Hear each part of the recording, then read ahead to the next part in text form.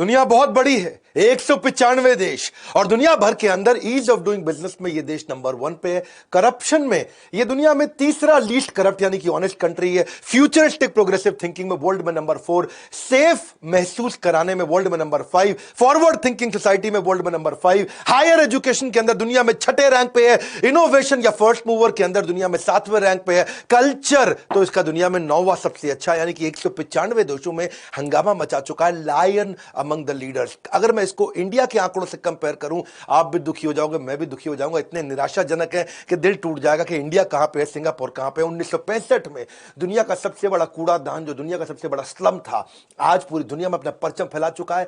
20 सबसे छोटे देशों के अंदर है। यूनाइटेड स्टेट्स ऑफ अमेरिका 15,000 गुना ज्यादा बड़ा है सिंगापुर से। नमस्कार, मैं Vivek Bindra, founder and CEO बड़ा बिजनेस.com। सिंगापुर एशिया की वो ड्रीम कंट्री है, वो छोटा देश है जहां पूरी दुनिया उसके जैसा बनना चाहता है। सिंगापुर जिसका साइज इंडिया के 0.02% है। 0.02% मतलब इंडिया 5,000 गुना ज्यादा बड़ा है। इनफैक्ट दिल्ली भी 2 गुना से ज्यादा बड़ा है सिंगापुर से। सिंगापुर 1819 में वहां मलाया के कुछ मछुआरों ने सिंगापुर को ढूंढा था, और साथ में कुछ चाइनीज किसान हुआ करते थे। इनक्रेडिबल स्टोरी, आज भिखारी से कहां पहुंचा है सिंगापुर। आज 5% लोगों के पास अपना मकान था 1965 में जब आजाद हुआ था देश। आज 95% लोगों के पास अपना मकान है। हाईएस्ट होम ओनरशिप है पूरी दुनिया के अंदर। सबसे बड़ी झुग्गी झोपड़ी जो थी सिंगापुर की, आज उसका मानना है हर चीज में हम नंबर 1 होना चाहते हैं। नंबर 2 मतलब हारे हुए लोगों में आप सबसे आगे हैं। नंबर 2 मतलब हारे हुए लोगों में आप सबसे आगे हैं। पूरी इकोनॉमी आज सिंगापुर की उन्होंने शिपिंग पे कर दी है। उनके पास आज पानी से लेकर मिट्टी तक हर चीज इंपोर्ट करते हैं, खुद का कुछ नहीं बनाते वो।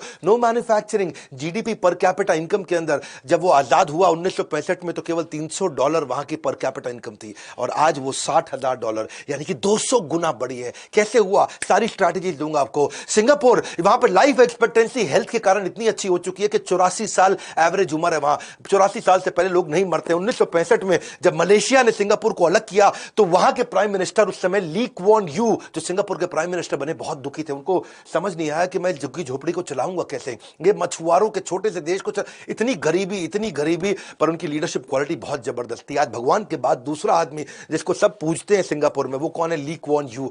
सिंगल हैंडेडली उन्होंने सिंगापुर को बनाया, एक कंट्री को एक कंपनी की तरह बनाया, एक ऑर्गेनाइजेशन की तरह लीड किया। एक कंपनी को प्रॉफिटेबल तरीके से आप कैसे रन करोगे? वो कहते हैं प्रॉफिट बुरा शब्द नहीं है। वो बिगेस्ट झुग्गी आज एशिया की बिगेस्ट कैपिटल बन चुकी है, business capital of Asia. Liberal policy लेके आए। ली क्वान यू का एक मानना था, कम्युनिस्ट से बच के रहो, कम्युनिस्ट से बच के रहो, कम्युनिस्ट से बच के रहो। हम सब बराबर है, हम सब बराबर है। कोई बराबर नहीं है, हमें सबके प्रति फेयर रहना है, बराबर नहीं है। हमारे देश में भी कुछ कम्युनिस्ट हैं, इनका मानना है कम्युनिस्ट से जितना दूर रहोगे उतना जल्दी आगे बढ़ोगे। ये शुरू से ही इन्होंने सारे वो लेसन दिए कि मैं कम्युनिस्ट से आगे कैसे निकलूं, इनसे दूर कैसे रहूं। मैंड्रिन सीखते थे चाइनीज ताकि कम्युनिस्ट लोगों को इन्फ्लुएंस कर सके, और 90 साल की उम्र तक चाइनीज और अच्छे से कैसे बोले, मैंड्रिन भाषा अच्छे से कैसे बोले। अपने विजन को, अपनी देश की कहानी को ऐसे समझाते थे, ऐसे सिखाते थे, लोगों का दिल जीत लेते थे कि लोग अपने अपने एजेंडा सारे भूल जाते थे, लोग पूरा समर्पित हो जाते थे ली क्वान यू को। ये एक ऐसे राजा की तरह इन्होंने चलाया, बिल्कुल सुप्रीमली प्रैग्मेटिक, सुपर प्रैक्टिकल। कहते कोई सोशलिज्म नहीं चाहिए, कोई कम्युनिज्म नहीं चाहिए, हर चीज प्रैक्टिकल, पैसा आना चाहिए, ग्रोथ होनी चाहिए, देश ग्रो करना चाहिए, देश के आदमी ग्रो करने चाहिए, उसके लिए कुछ भी करूंगा। इनका जो मॉडल है ना देश का, वो है CMIO मॉडल। CMIO मतलब चाइनीज, मलाया, इंडियन और अदर्स। वो मतलब अदर्स, बचे हुए लोग। ये 4 प्रकार के लोग ही मलेशिया में, क्षमा चाहता हूं, सिंगापुर में रहते हैं। चाइनीज, मलाया, इंडियन और अदर्स, CMIO।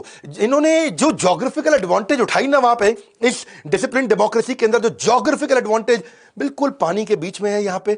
40% वर्ल्ड ट्रेड सारा समुद्र से होता है, तो जो फायदा मलेशिया भी वहीं था, थाईलैंड भी वहीं था, जो फायदा वो नहीं उठा पाए वो सिंगापुर ने उठाया। इन्होंने रिसोर्सफुलनेस, मतलब क्या, रिसोर्सेज नहीं है, मेरे पास अपना कुछ नहीं है, लेकिन रिसोर्सेज जुटाने की क्षमता है। जैसे दुबई ने किया वैसा ही सिंगापुर ने भी किया। कल्चरली मजबूत देश बनाया शुरू से। ली क्वान यू की कहानी यह थी कि वो जब वो यूके में पढ़ने गए थे, और वहां जब वो पढ़ रहे थे उस समय कैम्ब्रिज यूनिवर्सिटी के अंदर, तो वहां इंग्लैंड में अखबार बांटने का एक डिस्पेंसर हुआ करता था। उस डिस्पेंसर से लोग आते थे कहानी सुनना, अखबार उठाते थे और पैसा डाल जाते थे, अखबार उठाते थे और पैसा डाल जाते थे। जिसने $10 का नोट डाल दिया तो बच्चा वो चिल्लड़ भी वहां से उठा के अपनी जेब में डाल के ले जाते थे, ईमानदारी के साथ में। जितना पैसा उसको वापस देना उतना ही उठाते थे। ये देख के हैरान हो गए, इतने ईमानदार। इतनी ईमानदारी कैसे आ गई भैया? आया, अखबार उठाया, फ्री में अखबार उठा के नहीं लेके गया, जब वापस खुले बचे हुए पैसे लेने थे तो भी उतने ही लेकर के गया। इस छोटी सी घटना से बहुत प्रभावित हुए, पूरे देश को बदलने का निर्णय लिया। बोला इंटेग्रिटी, ऑनेस्टी और मेरिटोक्रेसी इन्होंने देश की वैल्यूज बना दी। एक दफा पायलट लोग थे जो थे ना सिंगापुर एयरलाइंस के, उन्होंने प्रोटेस्ट कर दिया, हमारी तनख्वाह बढ़ा दो, तनख्वाह बढ़ा दो, एयरलाइंस को रोक दिया। वो इंटरव्यू आप सबको सजेस्ट करूंगा, देखिएगा उस इंटरव्यू को। जैसे आकर के इन्होंने बोला ना सारे पायलट्स को, बोला लोहा है मेरे अंदर, हाँ, बदतमीजी नहीं कर सकते तुम, यहां पे मुझको कोई इधर कोई नेतागिरी नहीं चाहिए। इतना तेज उनके ऊपर चिल्लाया और उनको बोला तुम्हारा वो हाल कर दूंगा पायलट्स, मैं बता रहा हूं तुम्हें, यहां इस देश में क्या दुनिया में कोई नौकरी दे के दिखा दे, मैं फाड़ दूंगा तुमको, बता रहा हूं तुरंत इसको खत्म करो, नौकरी पे जाओ और उसके बाद बात करो, तब अपना आर्ग्यूमेंट प्रेजेंट करो, ईमेल पे लिखो मेरे को, तब बात करूंगा। अगर ऐसे काम किया दुनिया से डबल तनख्वाह पे, ट्रिपल तनख्वाह पे सारे पायलट ले आऊंगा, तुम सबको खत्म कर दूंगा और एयरलाइंस 5 दिन में वापस चालू कर दूंगा। Get the people of Singapore, help me teach you a lesson you won't forget. And I'm prepared to start all over again or stop it. Get back to work, restore discipline, then argue your case. They know that I'm prepared to ground the airline. They know that I can get the airline going again without them. सारे pilot घबरा गए।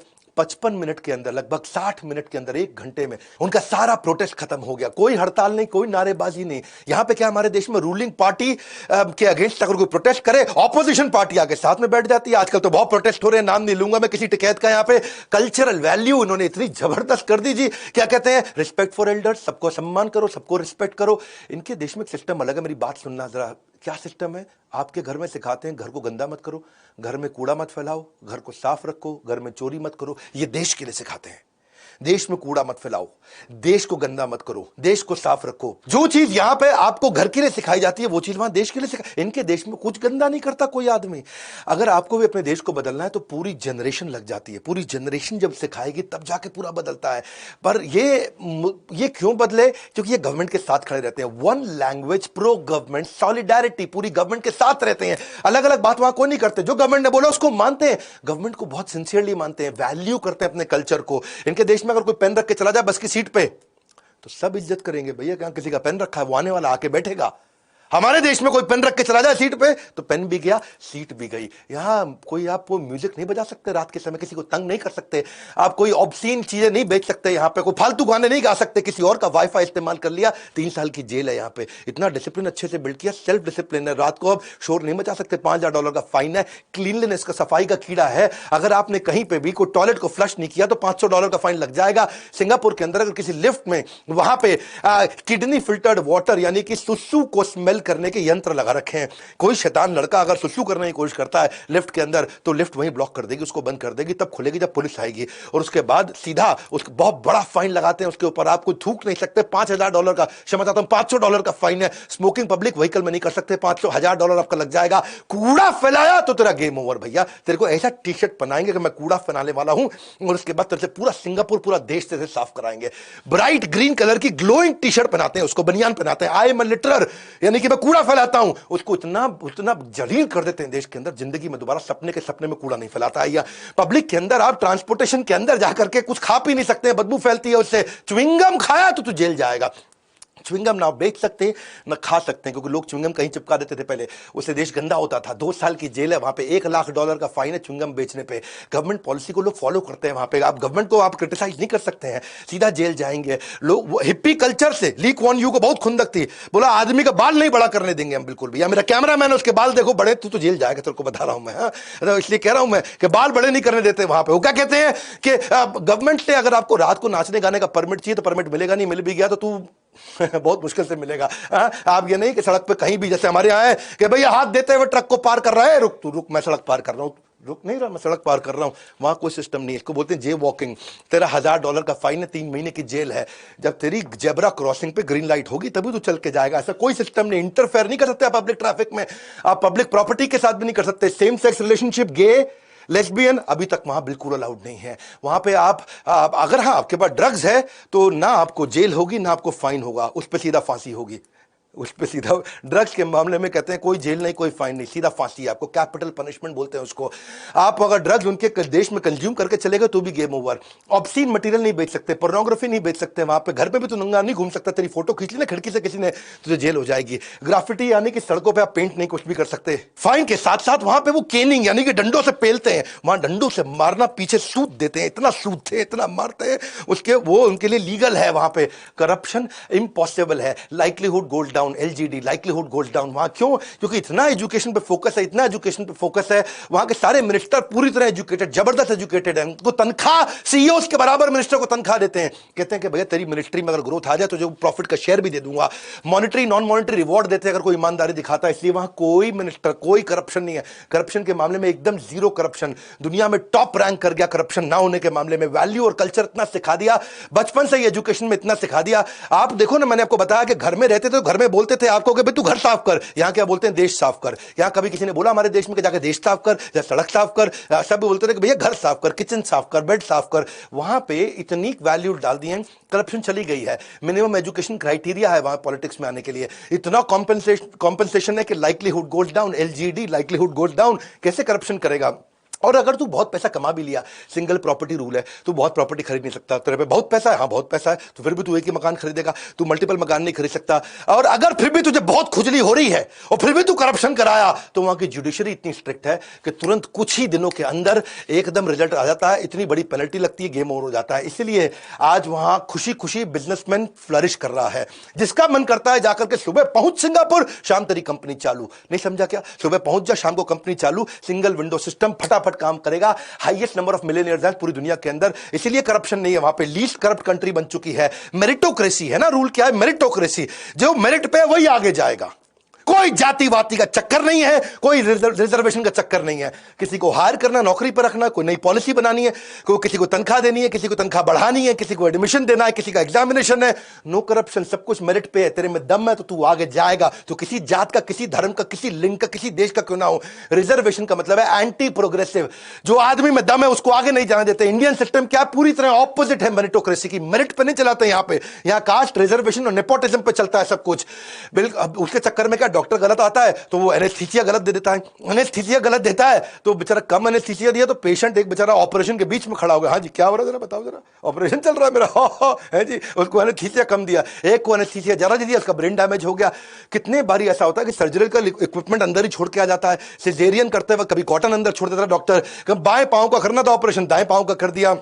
एक बेचारी बूढ़ी महिला 60 साल की, उसको पानी पिलाना था, एसिड पिला दिया। अब ऐसे डॉक्टर का आप क्या करोगे हैं जी? अंदर सुई छोड़ करके आ गया। कॉम्पिटेंट टीचर नहीं बन पाते हैं जब ऐसा रहता है। मेरिटोक्रेसी उनके देश की वैल्यू है। पूछा था किसी ने ली कौन यूज है, तुझको इंडिया दे दें तू क्या करेगा? तूने सिंगापुर तो खड़ा कर दिया। बोला मेरिटोक्रेसी, इंटेग्रिटी यानी कि ईमानदारी, और उसको आगे बढ़ाऊंगा जिसमें दम है जी। वो क्या इंडियन टीचर क्या करे, स्पेलिंग बता रहा है, DANGEROUS, डंगर्स। डेंजरस को बता रही डंगर्स हैं जी। नेचर को बता रही नुटूरे फुटूरे। भाई वो देश कैसे तरक्की कर सकता है जहां लोग अपने आप को पिछड़ा साबित करने में लगे हुए हों?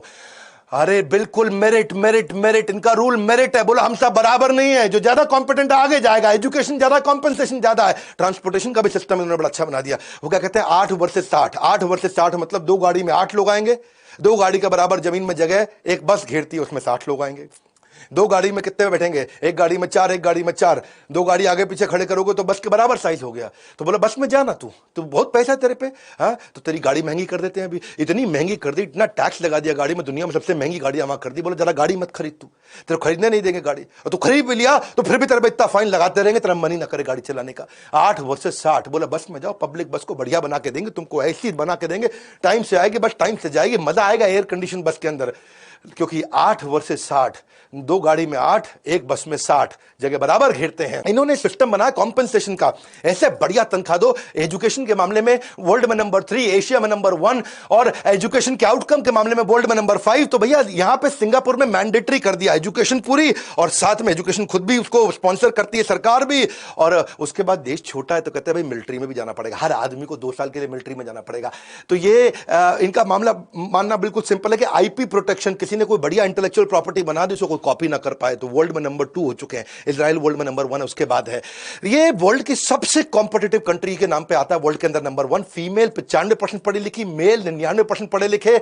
मुद्दा बड़ा सिंपल है भैया, रूल है यहां पे एजुकेशन प्लस कॉम्पनसेशन। तू बढ़िया पढ़ाई कर, तुझे बढ़िया तनख्वाह देंगे। पैसा प्लस पढ़ाई, एजुकेशन प्लस कॉम्पनसेशन, पैसा प्लस पढ़ाई, सिंगापुर की शान बढ़ाई। मेरा मुद्दा समझो, देखो जब अगर किसी को एजुकेट कर दोगे बहुत इंडिया में और उसको तनख्वाह अच्छी नहीं दोगे तो विदेश भाग जाएगा। दूसरा, एजुकेशन नहीं दोगे, तनख्वाह दे दोगे तो वो धोखा देगा, गलती करेगा, नॉलेज नहीं है चोरी करेगा। तीसरा, ना एजुकेशन दोगे और ना कॉम्पेंसेशन दोगे, ना एजुकेशन दोगे ना तनख्वाह दोगे तो फिर वो क्या करेगा वो मैं नहीं बताऊंगा वो क्या करेगा, वो आपको मालूम है क्या करेगा। है जी, यहां की मीडिया इन्होंने कंट्रोल कर दी। बोले मीडिया तुम वो दिखाओगे जो हम बताएंगे, बिल्कुल ब्रेन वॉश नहीं करोगे। नॉनसेंस फालतू न्यूज नहीं चलेगी यहां पे, यहां केवल न्यूज चलेगी पॉजिटिविटी की। लोग अगर सुबह न्यूज चैनल देखें तो इतना मोटिवेट हो जाए, इतना पॉजिटिविटी और ऑप्टिमिज्म आ जाए इनके यहां पे। केवल न्यू डेवलपमेंट, न्यू टेक्नोलॉजी, उसी के बारे में बताएंगे, देश की प्रगति के बारे में बताएंगे। ऐसा हमारे इंडिया जैसा न्यूज नहीं है यहां पे, चैन से सोना है तो जाग जाइए, सन्नाटे को चीरती सनसनी, वही सब नॉनसेंस चला रहा है यहां पे। ईज ऑफ डूइंग बिजनेस में आगे बढ़े। फॉरेन एड नहीं चाहिए इनको रियल ट्रेड चाहिए। Foreign add versus real trade. New Zealand के बाद आज वर्ल्ड में नंबर 2 पे है ये। क्यों? क्योंकि ये गेटवे बन चुका है इंटरनेशनल कंपनीज के लिए सिंगापुर में आकर के धंधा करने के लिए। सिंगापुर ने इतना फ्लेक्सिबल बना दिया अपने आप को। लेकिन इंडिया क्या है, ईज ऑफ डूइंग बिजनेस में 63वें रैंक पे। चलो वो फिर भी ठीक है, पिछले साल 77 पे थे, इस साल 63 पे है। लेकिन ईज ऑफ स्टार्टिंग बिजनेस में हम 136वीं रैंक पे। आज अगर दिल्ली में तेरे को रेस्टोरेंट खोलना है ना तो तेरे को 45 डॉक्यूमेंट चाहिए, 26 में से एक लाइसेंस के लिए दिल्ली पुलिस से। तुझे अगर बंदूक खरीदनी है तो 19 डॉक्यूमेंट में चल जाएगा। यानी कि देश में बंदूक खरीदना आसान है, रेस्टोरेंट खोलना मुश्किल है। Ease of starting business. मैंने गडकरी जी के साथ एक इंटरव्यू किया था, उस वीडियो को देखना। मैंने बोला आपको गडकरी जी कि इस पर बहुत काम करना जरूरी है। अच्छा देश क्या है जहां लीडरशिप अच्छी हो। यहां पे इनके 63 आइलैंड है सिंगापुर के छोटे छोटे, जो किसी काम के नहीं, ना पानी, ना जन, ना जीवन, ना जात, ना कुछ नहीं है वहां पे। ना अपना कोयला, ना अपना तेल, ना अपनी गैस, ना अपना लकड़ी, ना अपना एग्रीकल्चर, ना अपना मिनरल, ना अपना मेटल, अपना कुछ मैन्युफैक्चर नहीं करते। पूरी इकोनॉमी सर्विस बेस्ड कर दी इन्होंने। कहा छोटा देश है, यहां कहां मैन्युफैक्चरिंग सेटअप लगाएंगे, इसको सर्विस के बनाते हैं। पूरा फ्यूचर ठीक करने के लिए आपको डिसीजन तो आज ही लेना पड़ेगा। सारे नेचुरल रिसोर्स इनके कहते हैं मेरे पास कुछ नहीं है, मेरे पास एक ही रिसोर्स है, इंसान। इंसान को ताकतवर बना दो। ये कहते हैं मेरा एक ही नेचुरल रिसोर्स है, पीपल। पीपल को इतना बढ़िया बना दिया कि कोई सिंगापुर के देश वाले छोड़ के नहीं जाता है, सिंगापुर छोड़ के जाएगा ही नहीं। ये सर्विस इंडस्ट्री का हब बन गया है आज। माइस यानी कि माइस को मतलब क्या होता है, मीटिंग, इंसेंटिव, कॉन्फ्रेंस और एग्जीबिशन। ये यानी कि जो भी कॉन्फ्रेंसेस दुनिया में होती हैं, एग्जीबिशन दुनिया में होती हैं, उसके लिए दुनिया में 3 ही सबसे बढ़िया शहर है। कौन से 3 शहर है?